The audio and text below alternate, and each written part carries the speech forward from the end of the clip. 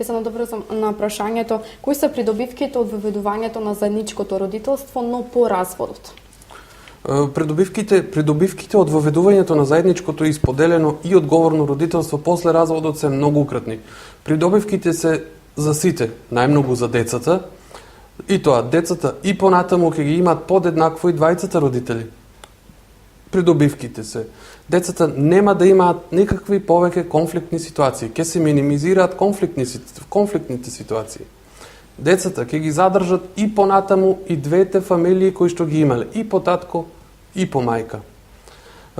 Децата понатаму нема да се доведени во никакви меѓусебни битки да одлучуваат или да решаваат или да поминуваат само со едниот родител.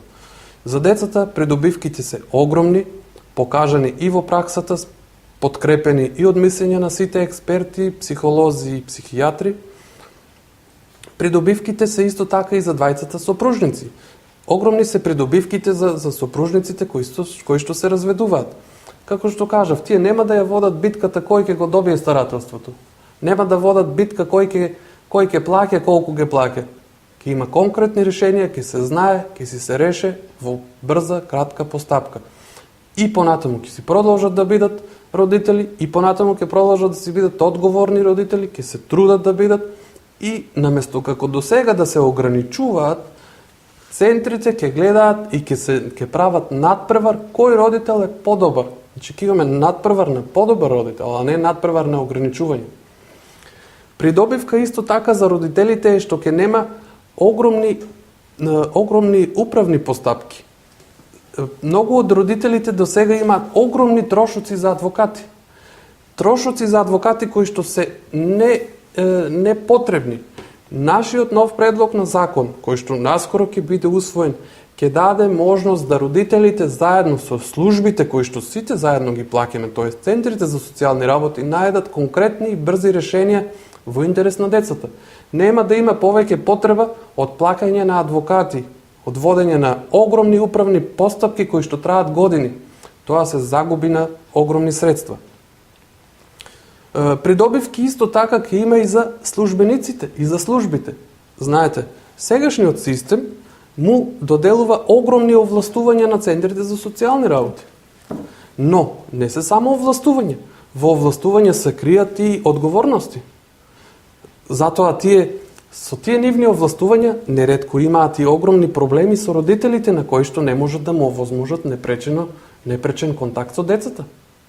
Значи, тие секојдневно се судираат со огромни проблеми и со едниот родител и со другиот. Сегашниот закон ги генерира тие конфликти, а новиот закон кој што ние го предлагаме и ќе биде наскоро усвоен, ќе има јасни правила, прописи и ќе биде од многу голема предност и олеснителна околност за службениците. За нив ќе биде многу поедноставно. Така.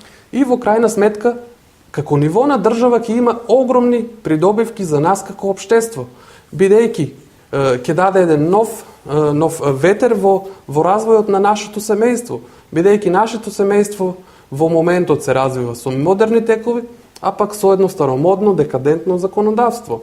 Затоа новиот закон ќе даде едни огромни придобивки, ќе ги растерети луѓето од секојдневните, од тие проблеми, и луѓето ќе можат да си создаваат и нови фамилии,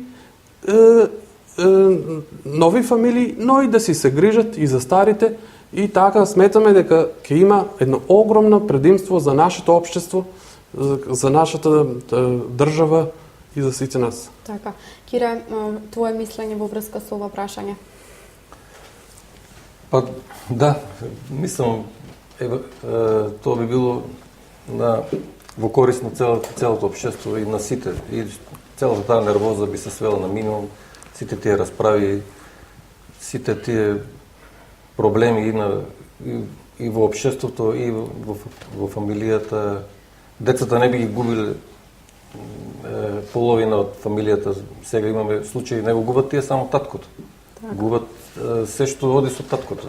Значи, братучеви, баби, дедовци, стрини, значи, тоа е цела половина фамилија. Значи, мислиме дека бенефит ќе имат сите. така да затоа и го предлагаме и го туркаме овој закон. Законот не е против никого, нема никому да му штети. Значи, како што кажав, и на тој родител што сега по автоматизмом го добива старателство, ќе му биде полесно. Значи, кога ќе има поделено родителство, има и поделени одговорности. Значи, по разводот луѓето треба да продолжат со животот.